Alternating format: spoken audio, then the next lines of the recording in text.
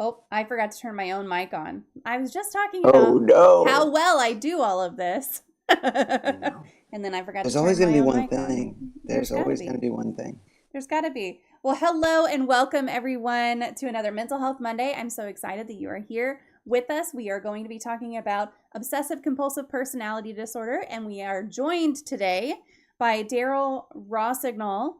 And we have a question queue open. If you have questions that are on topic, feel free to type them into the chat and put them in that question queue. That'll make sure that we answer them while we are here and live and going and all that good stuff. And then if you have not been here before, I'm Mama Foxfire. Thank you for being here today. And yeah, feel free to just chat away in there. We will be going through and talking about, like I said, obsessive compulsive personality disorder. So a little bit about Darryl. After being diagnosed with obsessive compulsive personality disorder, or OCPD, Darryl began a 10-year journey of trying to self-heal. At the end of those 10 years, he still felt far away from where he wanted to be in terms of his mental health. At the same time, Darryl realized that he had 10 years of experience that might benefit others that were just starting out with an OCPD diagnosis and who wanted to better themselves. This was the seed for the idea of a YouTube channel dedicated to exploring OCPD. This YouTube channel, which is OCPD, My Life in Debris, eventually blossomed into a companion website. In the last 2 years, he has spent working towards expanding this small website into a full-fledged foundation, which this fall, and you can, if you've got a real date, you're welcome to throw it out there, will be the launch of the first ever international foundation dedicated to OCPD awareness with the goal of advancing research in this field. So, Darryl, thank you so much for taking the time and joining us today. No, thank you for having me. I'm excited to be here for sure.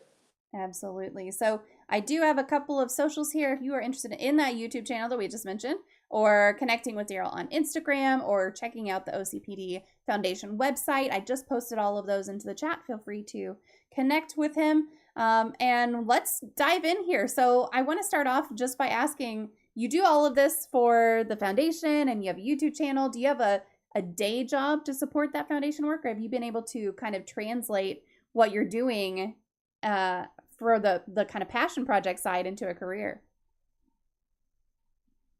That's a tough question, I guess. I so this is what I do full time, more or less.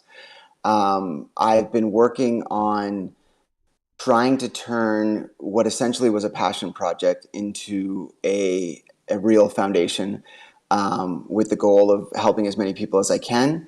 The idea has been floated around for a while.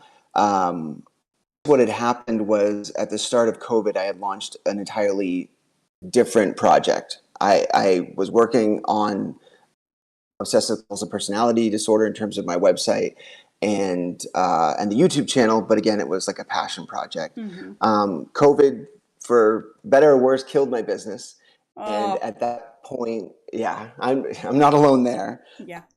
But at that point, I decided to pivot and to really try and do something special with the foundation.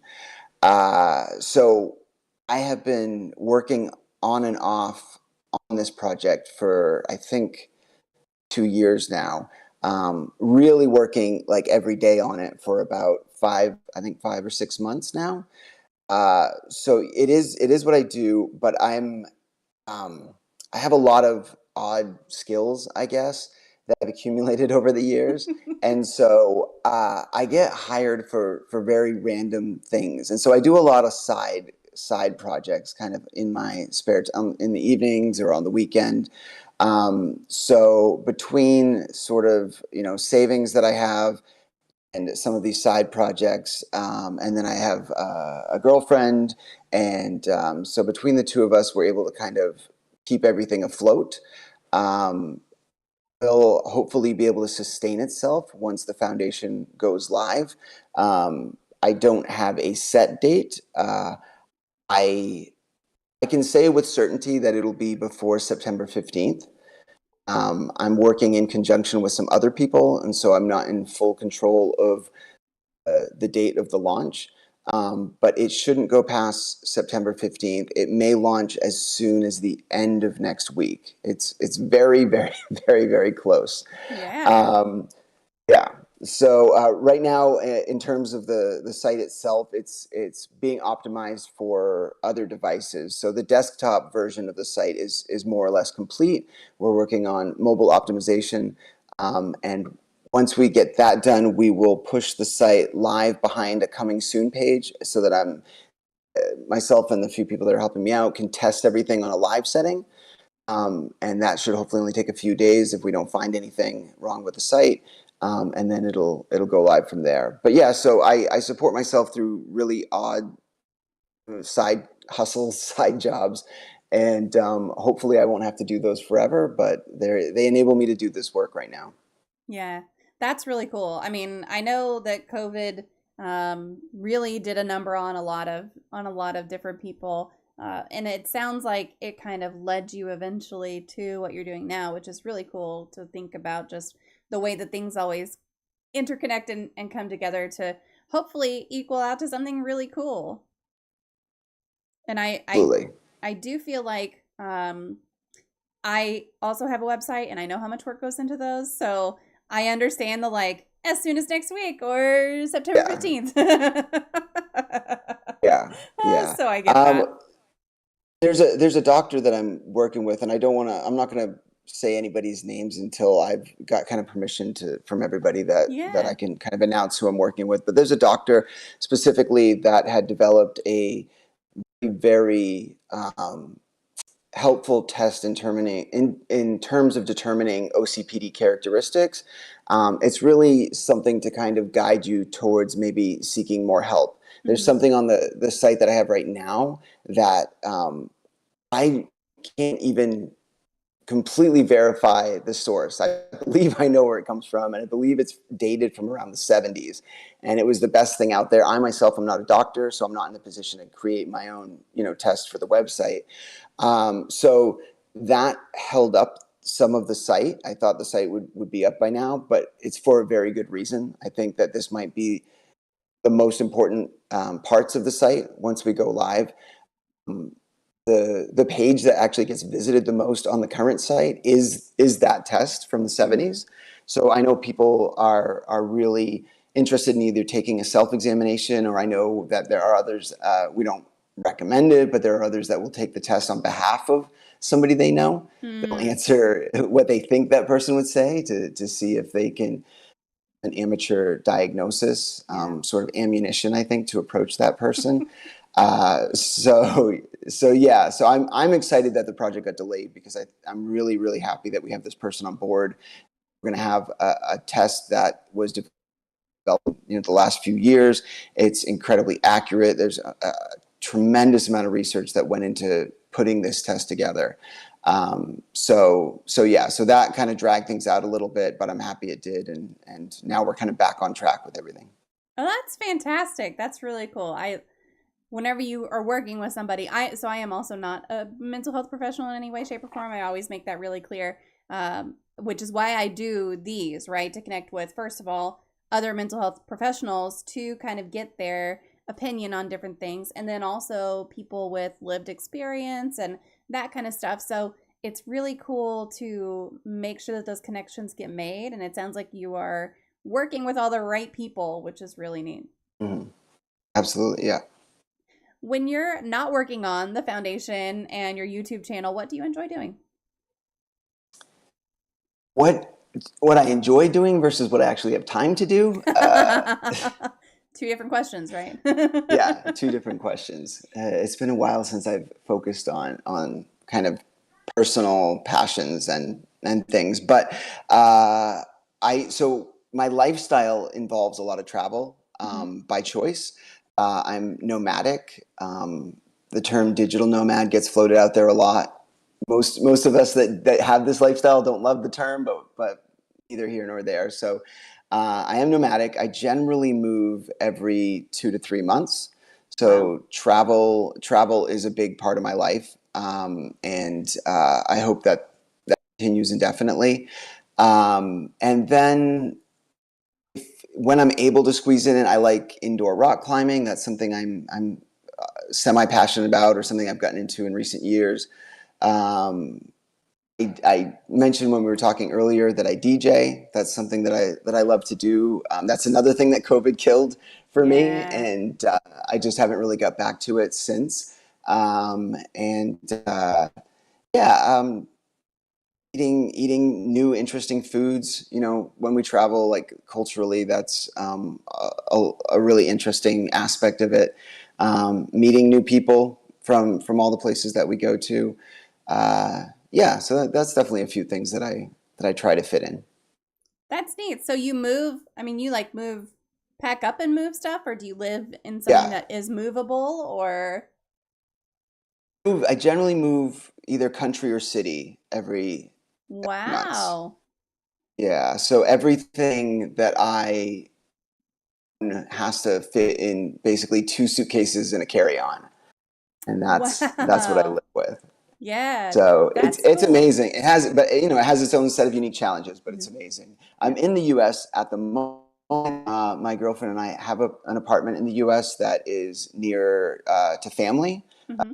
It's near to her family, and so we come here for short stints here and there. So we do have a place that we like behind me. We like to collect art, and so we got a place to hang it up, and that's Yeah, more or less what our apartment is. It's a place to hang art, that's and awesome. we're here for a few weeks here and there, but most of the time we're outside of the U.S. Yeah, home base is an art gallery. That's cool.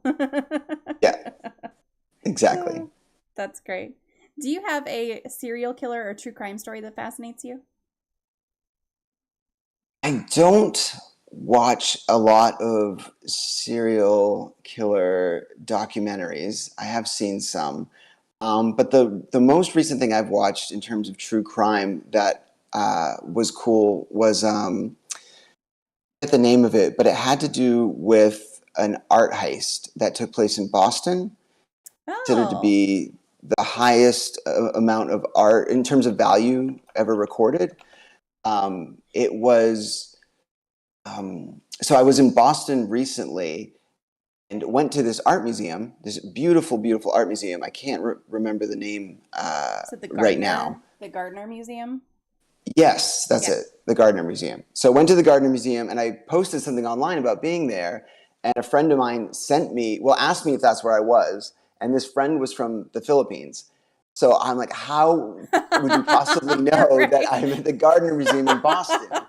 Yeah. Um, and so they said, "Oh, I'd watched this documentary. I think it was on Netflix." And so they sent it, and it's completely unsolved, Yep. and super super interesting. So that's the most recent thing that I watched in terms of that, and I really enjoyed that. There's like a massive reward for information also on that one because it is Yeah, still unsolved and because it is an art gallery. And I'm talking like millions. It's millions of dollars of a reward yeah, for and information on it. it's super fascinating because what would they have done with the art? These are famous Yeah. paintings. Right. So anybody that has these pieces of art would have it for the sole purpose of just looking at it themselves. Hmm. You couldn't hang this in your house and show it to guests. Right. And so I don't know who bought it and why they bought it. And you know, they would be the only ones that would ever be able to look at this art. It's very, very identifiable Yeah. stolen art. So yeah, people have some interesting motivations. That's what I'd really like to know Yeah. is, and that was the interesting part to me is why. What are they doing with it and why? Hmm. Someone eventually is going to inherit an art collection from a deceased relative and be like, "Oh shit, this this is from Yeah, there." and then and then immediately have it taken away. Yeah, right. Yep. So, moving to our topic for the night, can you explain the kind of key differences between obsessive compulsive disorder and obsessive compulsive personality disorder for those of us who might not be familiar with the differences? Absolutely. First off, it's you know I had nothing to do with the naming. It's super unfortunate that they share such a similar name. Most people most people that I've run into have never heard of obsessive compulsive Hmm. personality disorder. I mean, when I say it, they think they have because they think I'm just saying obsessive compulsive disorder in a funny Right, way. right. But obsessive compulsive disorder, OCD, uh, for the people that have it, it's kind of what it sounds like. You have obsessions, you have compulsions. There are these things that you need to do. There's usually an irrational reason for doing these things.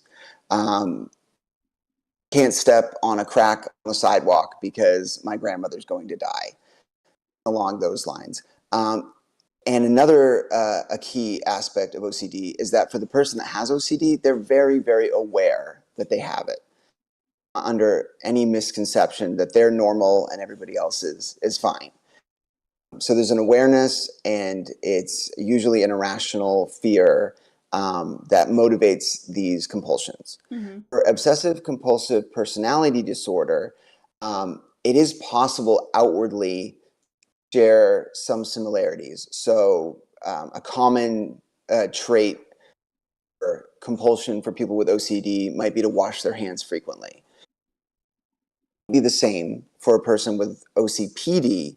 However, the reason for doing it is going to be different. The reason for doing it is that they're going to believe that it is the right way. This is the correct thing to do. Somebody that doesn't have the disorder may think that that's whatever their reasoning is irrational, but to them it's not an irrational thing. They might believe that's the correct number of times to wash your hands to make sure that you don't get sick. And that might be slightly irrational, but they do believe it. Mm-hmm. And there is some, you can kind of make sense of the rationale behind it. So that's one element. You're going to have compulsions, but they're going to be on this feeling of I'm right. This is the right way to do something. And then there's going to be a real high resistance diagnosis, meaning that the person with the disorder is not going to believe that they're disordered. They're going to believe that everybody else is wrong and that they're right. It makes treatment very difficult. It makes diagnosing very difficult. And then another important aspect is that they tend to see the world in black and white. For me, it was most things. So I should say I have obsessive compulsive disorder. I don't know if that was mentioned. For me, it was most areas in which I saw things in black and white. There's not a lot of gray. For other people with obsessive compulsive personality disorder, it might only be certain areas that they feel strongly about. But it could be something as non-important as musical taste. Be that the Beatles are better than the Stones, and if you say otherwise, then you're an idiot. Right. And there's not a lot of kindness involved with OCPD, so it might that might be the nicest way they would say it. So yeah, in terms of black and white thinking, it's very strong, and it's usually not just a self-belief. It's a belief that this should extend. My thinking should extend to everybody else as well. So I would say those are the primary differences. They are very different disorders, but those are really kind of easy ways to identify the two. Yeah. And I know that OCD can be triggered by like events, right, in your life. That could just be something that you could have something that caused you to have OCD. Yes. And then OCPD being a personality disorder, I would assume, and please correct me if I'm wrong, but I would assume it's something that you're basically born with, right? The science is very, very, very much out on this. I think for two reasons. I think one, it's underfunded. I don't think that there's enough people kind of paying attention to it. But also, they're just tricky, right? The mind is a very tricky place. I remember.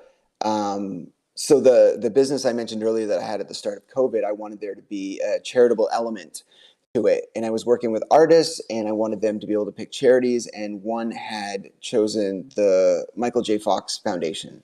And so I had done a lot of research into Parkinson's.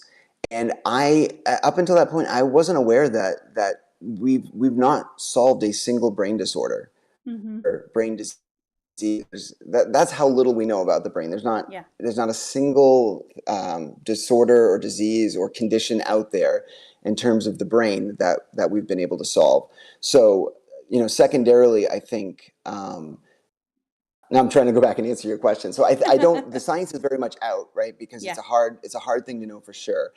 But I best educated guess is that um, something that you're sort of born with. Mm-hmm. It's a proclivity that can lie dormant. Depending on your upbringing, you may or may not develop it. That's That's the fair. opinion of a Yeah. lot of doctors that I've spoken with, and I think that's what I would believe as well. Yeah.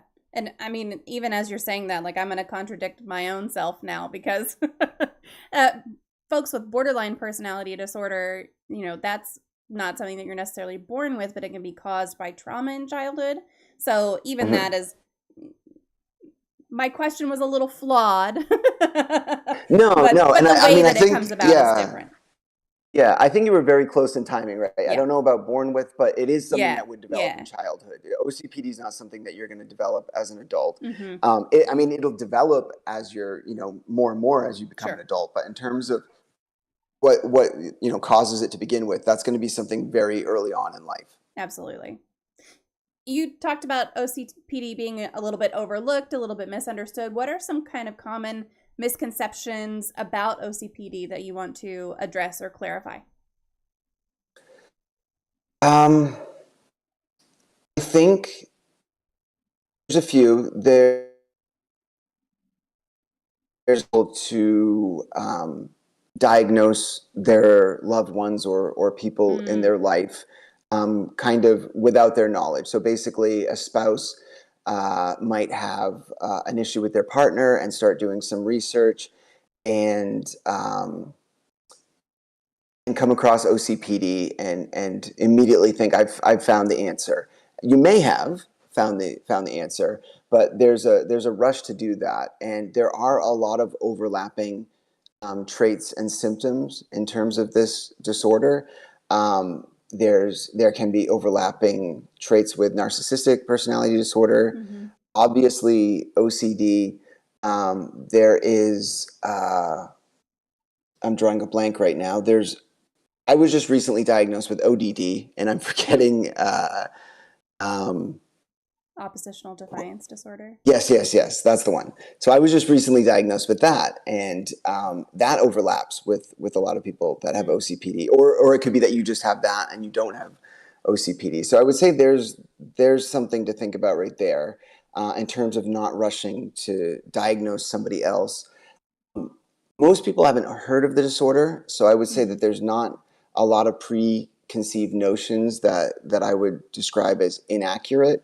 But for those that are kind of dipping their toes in, another one I guess that comes up quite frequently is that all people with OCPD are angry, Hmm. and some people go as far as to say abusive. I feel that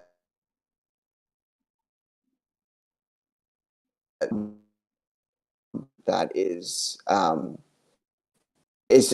be careful with that because it definitely isn't true.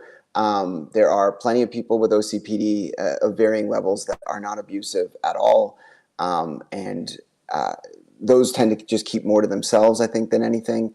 Um, there's a huge variance in personality with people with this disorder. So that's the one that I worry about the most, is that for people that do know about it, there is a tendency to believe that we're unlovable. that's uh, Aw. that's something that comes up, and that we tend to be angry and can also be abusive. And that's not to say Mm-hmm. it doesn't happen; it does, but that isn't Sure. a prerequisite of having the disorder. Yeah.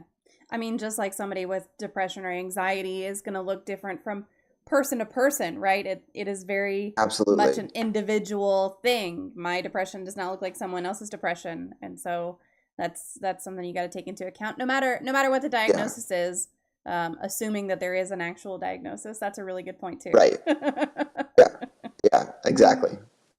Can you share your personal journey of being diagnosed with OCPD and the kind of the challenges that you faced? You're in your bio, you mentioned this 10-year self-healing process. So, what were some of the challenges that you faced during that self-healing process? I think a really important challenge happens right at the start. I've been married a couple of times. It doesn't tease me to say that, but that is the truth, and I'm honest about that on my YouTube channel. And so the OCP around towards the end of my second marriage. And I kind of did what I've talked about others doing, which is to Google a bunch of symptoms. And I'd never kind of strung all of them together into a search. And I came upon an article on OCPD, and I think a lot of people have this experience, and probably with other disorders as well. But it was like reading my own biography. Mm-hmm. It was really eye-opening. It was a bit shocking. So getting to the first challenge, which is belief that everything that you believe in life, everything that you think, everything that you believe stems from this disordered mind. Mm. And it's hard to put into words, but you quickly develop this fear that you don't know who you are, and that you don't know if it's possible to change, but you think, well, if I do change, am I not going to believe anything? What do I believe? What do I believe that isn't being shaped by this disorder? Mm-hmm. So I grew up in a religious family, and religion was talked about in this article, and it said that people, despite maybe being shown evidence, to the contrary, would cling on to a belief that had been instilled in them. So long story short, I just was like, what, do I believe this? Do I not believe this? That was a whole kind of separate journey, unto itself. But there's this huge fear that you just really don't know who you are, and who you'd be on the other side of this. And and I guess, do I really believe the things that I believe? So that was really challenging. And I like to bring that up because that ends up not being the case. For me, it took a long, long time to realize that. And it's part of what prevents you kind of from making progress, because you're kind of internally still fighting against, might be actively doing things to make your situation, mental health, but believe it, or if internally you're struggling with that concept, you're really not going to progress, any significant progress anyway. So that was something that took a long time to come to terms with. Uh, those thoughts can still, bubble up from time to time as well. But so during that time period, I did seek out help. It wasn't in time to save the marriage, but I did seek out help. And then it was kind of 10 years off and on. There's a lot of, moving parts in terms of getting help. One of them is that for most people around the world, that help isn't free. Right. Access to mental health help, in terms of just, does it exist? I talk to people in countries where the stigma is so high that nobody would even dare go. So, stigma is a big thing that I talk about in my videos, and it's going to be a big part of the website when we launch. But in terms of access to help, that was part of the reason. And then being very strong-willed, or maybe stubborn is a better word. You keep believing that you have the power within yourself to make the change. Going and seeking help can feel like a weakness. People with OCPD generally don't like to feel like they're in a position of weakness. When they were young, that kind of created the OCPD to begin with.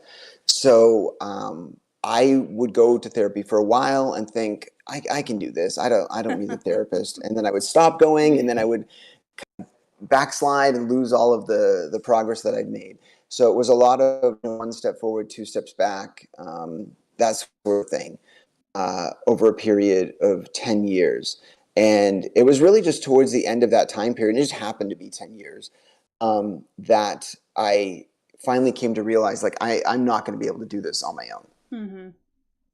And at that point, I thought that talking about it out loud might be helpful. It might be a form of self-therapy. And that's when I started the YouTube channel. I thought one or two or neither would happen. One itself, two, it might help other people, or both, or neither. But I'm going to see what happens.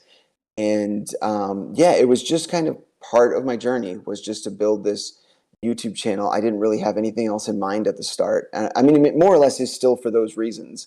But that was the seed of the channel, and the kind of leading to all the work that I do now. So, long story short, it was 10 years, and then I realized, okay, I need some help. Mm-hmm. I got to get somebody else involved on a more permanent basis. And even then, it was a lot of. It wasn't too long before I kind of switched over to this nomadic lifestyle. So then that became a whole challenge as well, even having access to the help.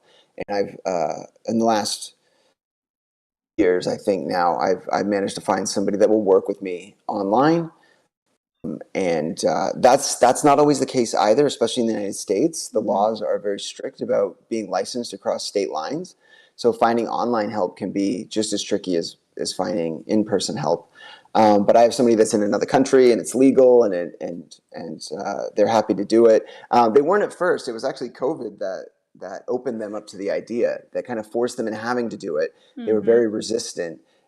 During COVID, they thought, okay, I thought it would be about half as effective to offer therapy online, but I think his opinion was like, it's only about 10% less effective. So, for him, he felt this is still working. My patients are still getting the benefits. I feel Yeah. comfortable with this. Yeah. Yeah, that's something we talked about that just recently, actually, on an episode, where the way that COVID changed therapy for the therapy provider and also for the therapy seeker. And it's Yeah. like COVID screwed up so much that it's really refreshing to then talk about something that it actually opened up for everyone. And one of those things is access to mental health care, and a lot of the crossing state lines and that kind of thing, that those barriers are still in place, but like I can talk to my therapist on a web session from soccer practice instead of being like, I got to cancel this week. I can't make it. The kids' schedules are too Right. crazy. Yeah. So it's really neat to think about. Yes, COVID sucks. I'm not saying that it didn't at all, but it's cool to think about the positives that kind of came out of it. And I think that is a really big one, actually. Yeah, I mean, I think if you don't want to go crazy, you've got to try and find some Yeah. silver linings. For me, one of the silver linings was that almost every restaurant on the planet offered outdoor dining, Mm-hmm. like overnight. Maybe where you are, that's common, but a lot of the places I traveled to, and then for my girlfriend's family, and then for my family, they live in the northern part of the U.S. And so most of the places never bothered putting outdoor seating because it's only going to be for part of the year. And now a lot of that's continued. So being able to eat outdoors on a sunny Yeah. day is something that happened because of COVID. So I'll take Yep. it. I mean, that's all we can do. Absolutely. It's a different challenge down here because it's freaking hot. Yeah, no, So I you get don't that. want to You sit need the outside. umbrellas. You got to have the Yeah. shade umbrellas. That's for Well, sure. you get to a restaurant and they're like, "I'm sorry, all we have is outdoor seating today. Are you okay with that?" And Mm, it's like, "No, it is too hot. I need air conditioning." absolutely. I Yeah. think it was No, I'm like not a fan of the heat 108 either. today. But yeah. It gets Oh crazy. wait, it was how much? I think it was 108 today. I think Oh yesterday wow. was Okay. record. Yesterday we set a record high for the day, like for August Yeah. 20th. It was a record Yeah. high 109. That's not our record high, like generally speaking. It's Sure. gotten hotter. I think it got up to 111 for the high the other day. So it gets hotter. Okay. It was just for the Okay. the day All in right. history. I can't complain then. Okay. But I won't say what it was we don't here get as the other day. cold. I thought it was hot here the other day, but I guess it wasn't. Look, if you're not used to the heat, it's hot. I don't care how cool it was. If you're Yeah. not used to it, if you're not accustomed to it, and it feels hot to you, then it's hot. That's okay. Now, you mentioned, going through two marriages. So obviously, OCPD can affect relationships, and I'm sure also work and various other aspects of life, like you were talking about. How did you navigate those challenges, and how have you now found ways to kind of maintain healthy relationships and also pursue your goals at the same time? Um, Through hard work, Mm-hmm. really. I mean, I think that's the most important thing, that anybody that has OCPD that's kind of looking ahead to the future and wants to know what they have in store, it's hard work. Yeah. We're all dealt a hand, and we all have to navigate the hand that we're dealt. And generally, complaining is not going to get you too far. Mm-hmm. So I mean, that's maybe it's not the answer people want to hear, but it really is. It's I have to think about these things on a daily basis. Mm. I think for people that maybe don't know a lot about mental health disorders, I think what people do commonly know about it, for example, is alcoholism. And a lot of people think in terms of, once you're an alcoholic, you kind of have that mentality that you're Mm-hmm. always an alcoholic. I don't know. I've spoken to some therapists, not that I have that issue, but I have spoken to therapists about it just in terms of having conversations. And there's not a consensus on that. Mm-hmm. But with the personality disorder, I think it's kind of an easy comparison because people know that. So you have the personality disorder, it's not going to go away, but you can manage it, you can mitigate it, you can lessen the symptoms over time, you can make it so that you can be in a relationship. But self-awareness, mindfulness, and lots of work. I think sadly that, and I say sadly because of the obstacles we talked about before, but sadly that therapy really is, it's my personal opinion that therapy needs to be a part of the Mm. process in regards to OCPD. It is a very, very, very stubborn disorder, as are most of them. But this one, really doesn't like to recognize itself. Yeah. So it's really resistant to change. Um, I think that having a healthy lifestyle um, is really, really important. Eating healthy, making sure that you're getting the right vitamins and minerals and whatever else your body needs to function. Exercise, meditation, um, having activities that you enjoy, doing whatever you can to kind of lower your overall stress. Stress is sort of a OCPD trigger Mm. in terms of amplifying it. And so if you can reduce the stress in your life, and maybe you've got a job and that's your job and you've got to live with it, but when you're not at work, are there things that you could do, for example, meditation that will lower your overall stress. Not all of these solutions work for everybody. I myself tried meditation off and on for a very long time, and I never felt like it quite worked for myself. But recently, within the last year, I tried yoga. I It's not something I would have ever.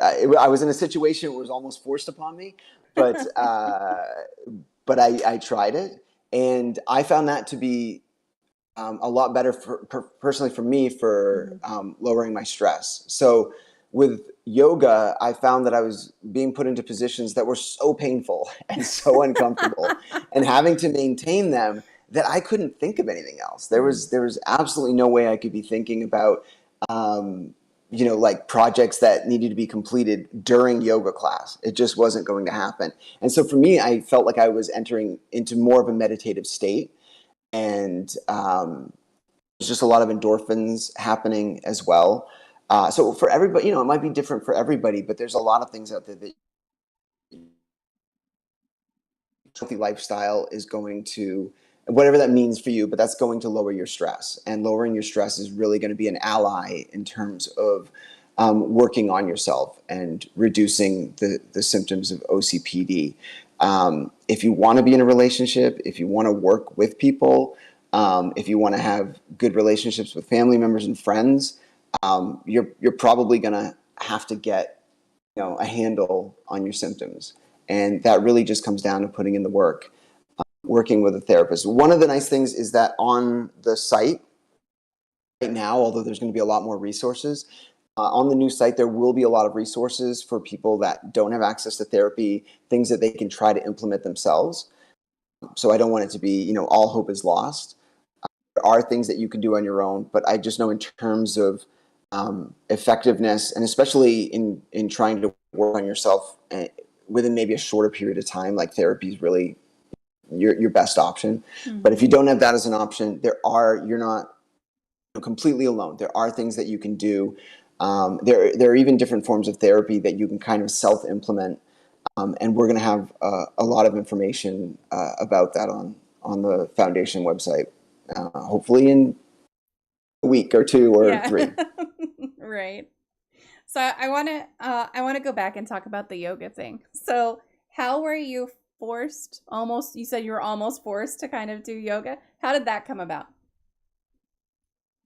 I actually went to a mental health retreat, Mhm. and I think it was 5 weeks that I went, and I thought I was under the impression that everything at this retreat was mandatory. That was the Ah. impression they had given me. I went in any way.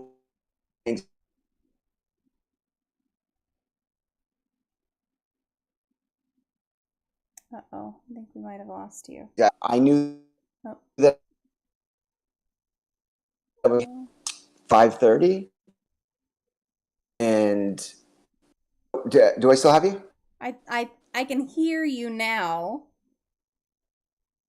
I don't Okay. know that I can. Oh your video's catching up. Okay, so I lost your audio right at the start of your story. I lost you where you were saying that you All kind of right. thought everything was Oh, mandatory. so essentially, I went to a mental health retreat. I thought I'd have to. I thought everything was going to be mandatory, and it turned out it wasn't. Yeah. And uh, if I didn't hold myself accountable, then I was just going to be wasting my time. So I was under the impression I was to do yoga. It wasn't the case, but I kind of forced myself Mm-hmm. because I spent 5 weeks, and I thought I push myself now, myself, and so that was how I got into the yoga. Like six. So have you continued doing yoga since then? Like, do you have somewhere that you go now? Uh-oh. Oh, we're having some technical difficulties, y'all. Bear with me for just a second. Let's see. Froze Oh. for a minute, but I do have you back. I have your Okay, all sound and right, good. video up at I the was gonna moment. say okay, let me get this stuff pulled back up real quick. So so do you have somewhere that you go to yoga now to like continue that practice after, or do you just do it wherever you are?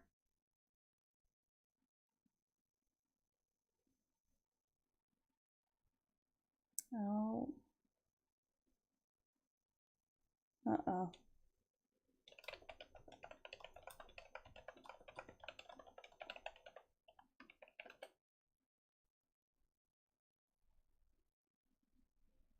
Um, like an Apple TV subscription or something like that, and they have yoga classes on there. So I've been able to Ah, use those as well, to do it at home. okay. All right, let's see if we can so I heard the Apple TV part and the kind of subscription and everything. Let's see if we have everything back now. Can you see and hear me okay? I can see and hear you. It's a little Okay. stuttery, but I can see and hear you. Okay. All right. Good. And it looks like the video feed on yours is a little in and out, but that's okay. We can keep pushing through it. No big deal. So Okay, what we're did deep into it now. So I know we're already here. Listen, it's all good. What advice would you give to someone who has recently been diagnosed with OCPD or who is struggling with those symptoms? How can they find hope and make progress on their own journey, especially just starting out? uh, so in terms of advice for somebody that's just been diagnosed, or again, like what happened with me, initially kind of finding it online, and I did eventually see somebody and receive a diagnosis. Um, I would say if you've just discovered it and you're wondering, I would say find a therapist. Mm-hmm. That's not the easiest thing in the world to do, but that's going to be, I would say, the first step. Self-diagnose. Don't assume. Um, all of the things that you would want to do in terms of treatment are going to be good for any mental health issue you're facing. Yeah. Don't wait to start. having a Right. healthy lifestyle, all of those things you can do right away. But regardless of whether you have the disorder, but seeking out help is the first thing that you want to do. Um, what I would talk about is, I guess, therapist. I think this is really, really key. One major hurdle for people with OCPD is that they don't want to work with a therapist that is not familiar with OCPD. Sure. And as shocking as that is, there are therapists that are not familiar with this disorder. Mm-hmm. The DSM, every therapist should be familiar with the disorder, but every therapist isn't. Yeah. That doesn't inherently make that therapist a bad therapist. Um, the most important thing when you're seeking out a therapist is that you click. Mm-hmm. That's as simple and as plainly as I can say it. You want this person. This is somebody that you're going to be telling personal stuff to. Right. You're going to need to have a very deep level of trust with this person, and having a personality with this person. Not that you have the same personality, but this is somebody that you can see yourself respecting along with. This is going to be an ongoing thing. So don't worry about the experience that the therapist has. Worry Mm-hmm. about whether or not you see this person as somebody that you can trust, somebody that you're going to be able to open up to, um, and that's going to be far more important. Obviously, the type of therapy they do and how they work with you, that is important, and you'll find out over time whether or not you're a good fit. It still might not be a good fit. They might not know enough to work with you, but in terms of dismissing a therapist, I think if you're going to dismiss a therapist right away, dismiss them because you just are getting a bad vibe. Don't dismiss them because they're not the disorder. Right. That's what I would say.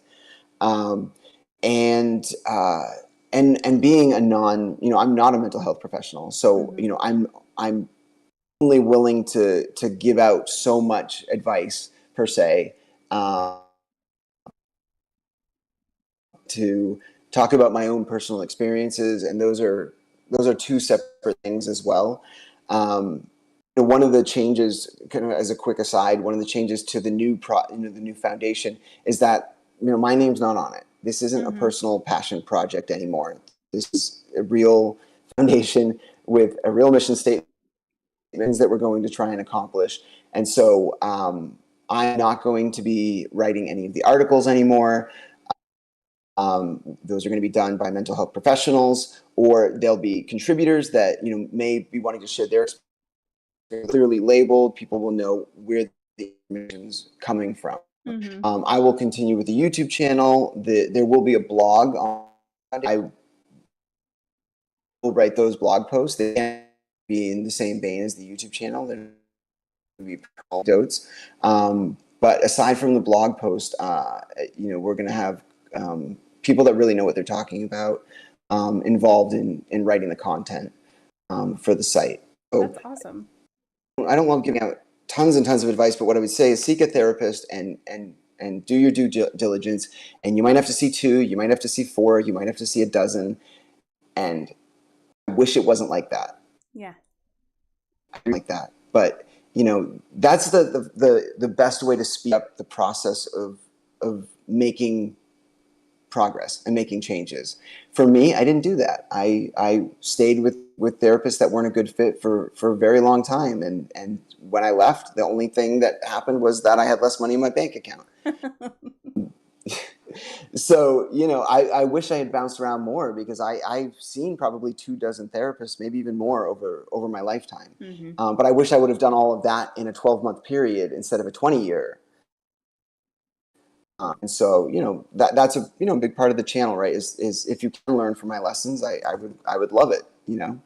Yeah, absolutely. And we've talked about all the time, like, if your therapist isn't working for you, because we don't necessarily consider that we do hire people to work with us and work for us, and that's a therapist's job, is to work for you. And so if it's not working out for some reason, fire them and get a new one. And that's hard to say, especially here in the US. It's like, that can be difficult. Insurance is a barrier to make. You got to make sure that they're covered every time, and Mm-hmm. all of that. So Yeah, that can be yeah. really challenging. But yeah, if they're not working for you, fire them and hire a new one.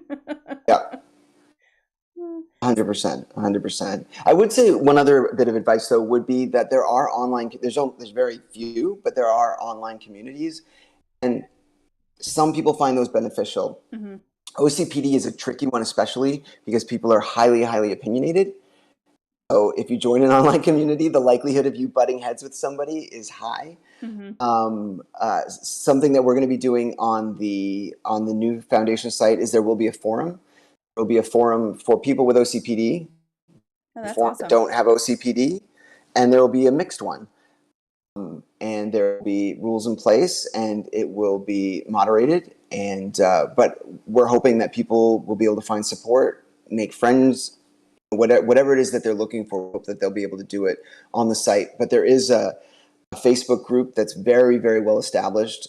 There's a few, only one that really has the numbers and is well moderated, and there's quite a few members. And I think it's just called OCPD support group or the support group. I link to it from the website, and some of my videos I link to it as well. It's one that you don't like. It's very hard to control, and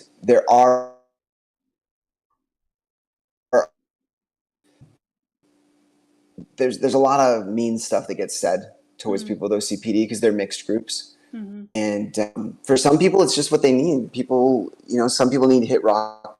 People need to have reality checks. Some people read the experiences of others that have lived with people with OCPD, and it's heartbreaking, and that's what they needed to hear.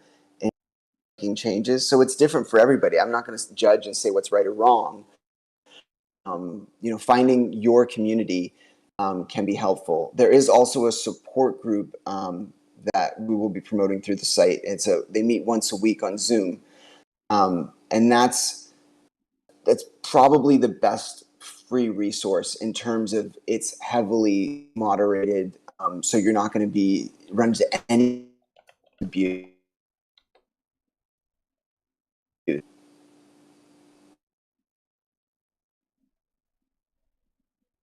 Oh, I think I might have lost you again.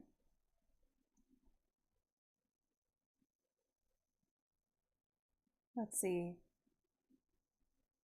Oh, now you might be back. Can you hear me now? Oh, maybe not.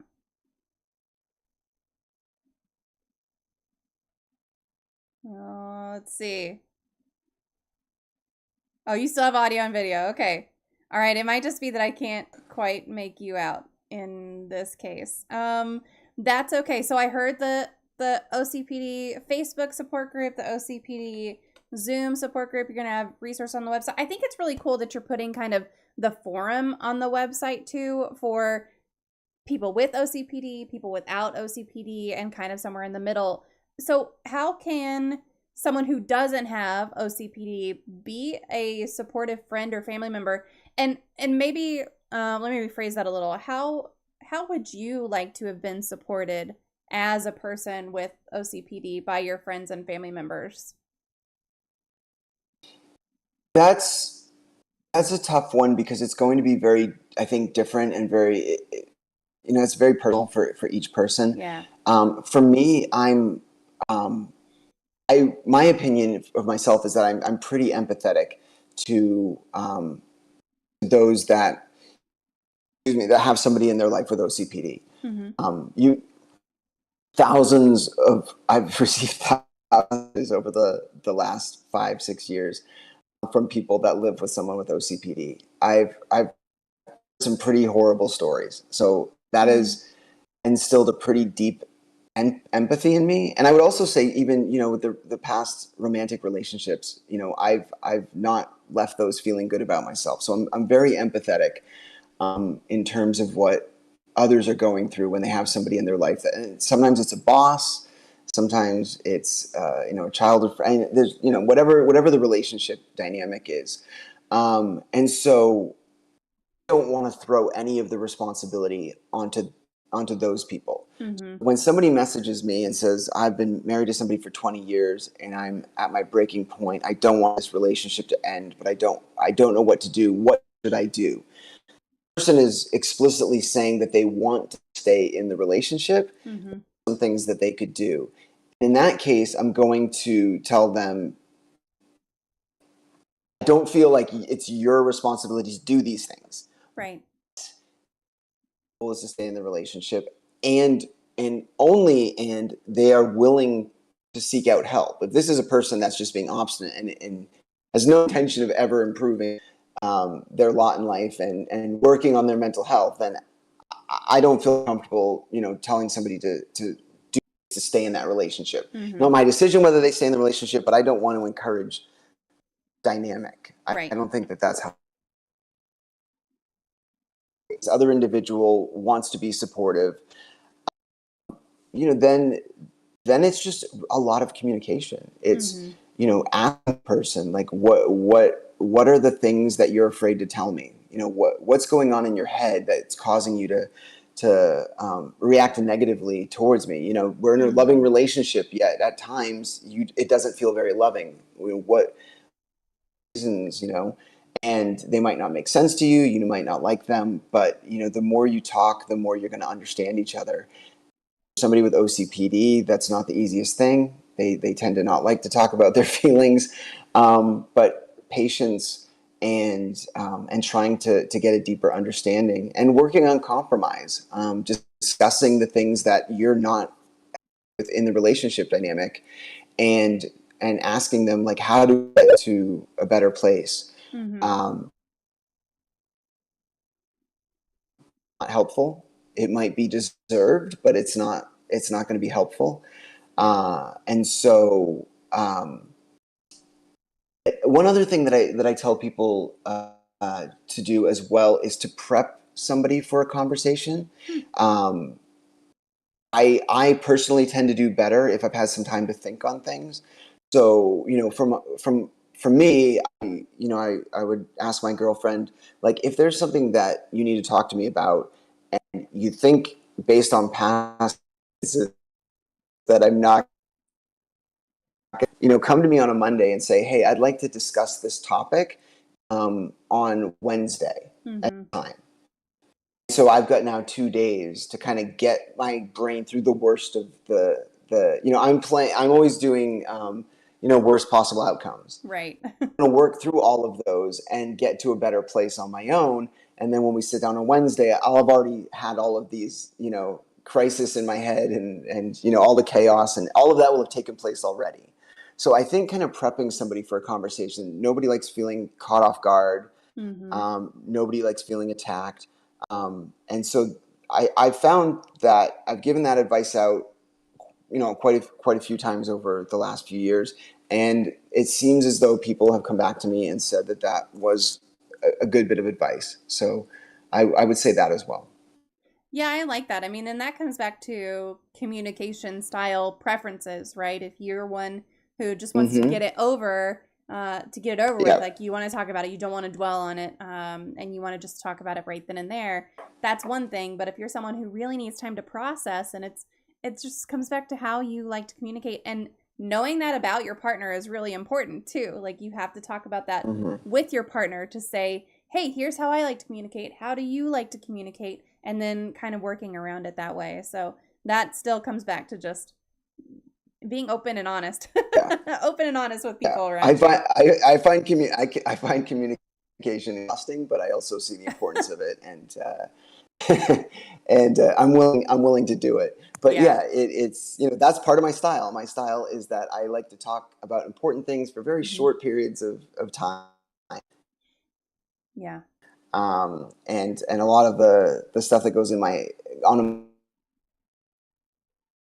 so yeah, communication in any relationship is key, and in any relationship dynamic is key. But you got to force it. You got to pry it out a little bit with somebody with OCPD. But it's if you want to be in that relationship, then that's part of the journey. Yeah, absolutely. So we do have a community question from Bite Marks. She would like to know, what is your favorite poem? My favorite poem. I used to read a lot of poetry, and I don't read much anymore. Everything I read is like mental health. I read Yeah. Well, I happen to health know that books. she will count like a favorite song because songs are poems as well. So you can go that route if that's easier. Um, I, I offhand, um,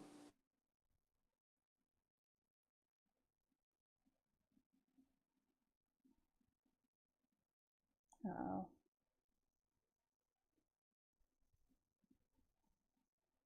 Oh,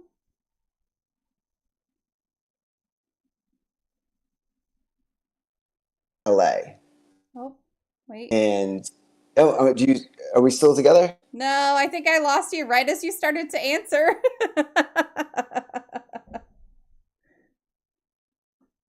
I think we might be back though. Let's see. Okay. Okay, I think I can Am hear I you. back? Yes, I think I can hear you. The video is frozen, but I can hear you. It's a shame though, because on my end, I haven't. I don't think I've lost you. I know, I Once I think know. I keep getting the video and the audio, but you keep losing me. I think Yeah. it might be a problem my side too. The internet. We're in the United States. The internet should be better than what it is. Yes, It I mean just should. sometimes the wireless is not as good as being, all the way plugged in, but that's okay. Right. Yeah. Um, so I wasn't expecting what I was going to say is I have a poetry story, which is that I used to write poetry, Oh. and I was approached. This is years and years and years ago, and I was approached by um, somebody that I worked with at the time, and they were throwing a poetry slam in the hood Ooh. and invited me to go and said that they were having trouble like getting people to attend. And so I agreed to go, and I'm not somebody that generally gets nervous. I'm not somebody that generally isn't gets embarrassed easily. Mm-hmm. But I went, and and I had no intention of reciting a poem, but I was the only white person in it, Oh my and gosh. so I was a bit of an anomaly. They insisted that I get up and read a poem. And, I poem that was about a bad relationship, and I guess it resonated because I had a lot of people yelling things that were not very nice about the person that was the object of the poem, but they were very supportive of me. And, I ended up going home with the trophy.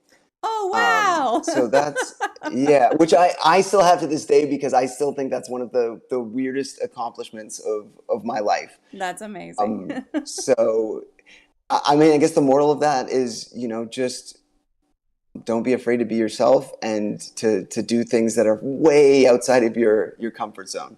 Yeah. Um, it was an amazing experience. Not because of the trophy, just to hear everybody else's poetry. It was really I was really glad that I went and that I Yeah. got out way outside of my comfort zone, go and do that. Oh, that's cool. It's neat whenever you go and you're somewhere that it's just like, I feel like I'm the only person that's like me here. And then you kind of immerse yourself in wherever you are and go for it. And then it kind of pays you back. That's great. Yeah, it had nothing. It wasn't like I'm the only white guy. It was that it was a very different style of Yeah, poetry. exactly. Wanted me to read a poem, and I hadn't written this with like I never written this poem with the idea of a poetry slam in mind. So that was what was really like. I don't know if I can do this, but Yeah, you take a deep breath and you swallow hard, and you then you go get for up it. and you do it. And I also want to acknowledge that story was a total cop out of the question that was asked. But I will. If the person that asked that question wants to message me through the Instagram, I will think about it and I will give them a Okay. proper response. All right. I will ask her to message via here. I'll be happy to answer that. I'll put your Instagram one more time in the chat also, just to make sure Yeah. that she can connect easily with you and find out. Yeah. And then I do have favorites. I yeah. just drawn a Look, blank right now on the spot. absolutely. Sometimes you just can't think of it. I mean, I couldn't tell you my favorite song right now, so there's that. Yeah. Uh, Yeah. well, it's time for the magic moment of the stream. If I can get this magic wand to work. So I have this magic wand here. If you could wave this magic wand and eliminate one common opinion or misconception or theory surrounding mental illness or disabilities or talking about mental health, what would it be? That is a fantastic part of the show. I think I like that comes out. Yes. This is actually Bite Mark who asked that question. She's the one that got me this magic wand to use. Oh, So very nice. That's really cool. Very cool. Would have to involve stigma. Mm-hmm. That's a big one for me. I think it's a really, really complex topic. I think that there's a lot of work to be done in terms of destigmatizing mental illness, but I also think that that doesn't mean that I'm trying to think. It's this very tricky thing to talk about. I guess what I've seen is a lot of overdiagnosing Mm-hmm. and a lot of self-diagnosing. Yeah.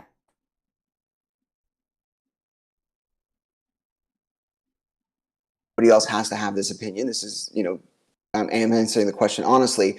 I've seen in what I would say is a lot, and also with the mental health professionals that I speak with, and there's quite a few over the years. Some of them are my mental health professionals. Some of them are involved in the work that I do on some level. And there are a lot of people being diagnosed with things that they don't have. There's a lot of people being put on medications that they shouldn't be on. And there's also live in this, since media it's existed, but with the advent of social media, it's exacerbated this idea of 15 minutes of fame. Mm-hmm. And so I see a lot of people that are self-diagnosing in order to get that attention that they maybe are not receiving in their life. And that's a whole separate issue, right? And that's sad in its own right, that there are people out there that don't feel the love and acceptance that they need in order to lead, to have a happy life. But that's a separate thing. And so I see a lot of people that are jumping on different, like almost like trending mental health issues. Right. And want to identify with something in order to kind of get that attention. So that's something, like, that's the complex topic that I wish I had a magic wand so that we could kind of overnight destigmatize mental health. Mm-hmm. And what I mean by destigmatize is, somebody with a mental health issue is just as valuable as somebody that doesn't have a mental health issue. We're all the same. We're all equal. One is better than the other. So in terms of being able to be open about mental health and not fearing judgment and not fearing negative repercussions, that to me is the work that needs to be done. And I would love to speed that up somehow, and also inject that throughout my travels, and also just speaking to people online. This varies widely from culture to culture, and so I think in the U.S. we're definitely one of the leading countries in terms of how far along we are in terms of stigma. That's not to say we don't know. We would never be able to say, I think I have depression, or I think I have social anxiety, or I think I have OCD. These things are extremely taboo. One of the saddest cases I ever spoke to somebody about was somebody that I was speaking with in, I think it was Pakistan, and they were going through a split with their wife, and there were it wasn't a custody battle. It was just they were working out the terms of the custody of the children, which is, and that's just a difficult thing in and of itself, right? For sure. And so they were working through this custody, and he really he realized that part of the downfall, the downfall of the relationship was that he believed he had OCPD, and he really wanted to get help for it. but there would be no way to get that help without the court finding out. That Oh, would impact his no. ability to get custody. Oh, So man. I spoke with him a few times. I tried looking into options, and kind of the self-help kind of stuff was really all that was available to him. It wasn't that there wasn't therapists, but if he went, that information would become public, and he Oh, might go from half of 50% custody down to 10% or 0%, or whatever it is. So that's why stigma is a big deal. yeah, That's why it's what I'm passionate about. Kind of aside from the OCPD, that's the thing that I would like to see the most progress made in. absolutely. Yeah, that's heartbreaking. I mean, I know that there are plenty of places where you just can't get any help, any support because of things like that.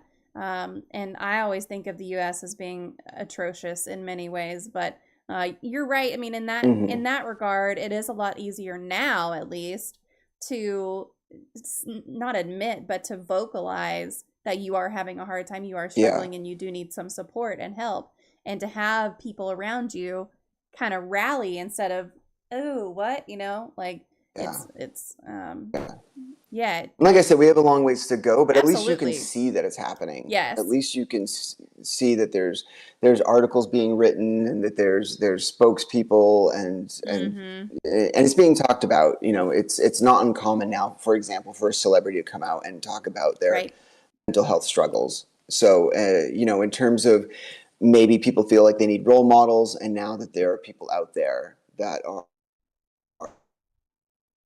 a role model, this is this is that's going to be a tough one.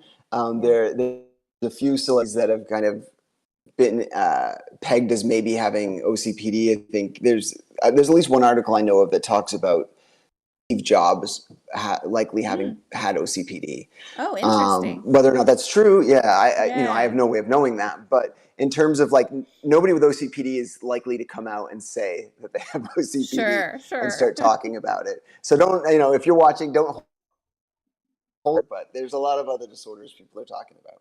yeah, absolutely.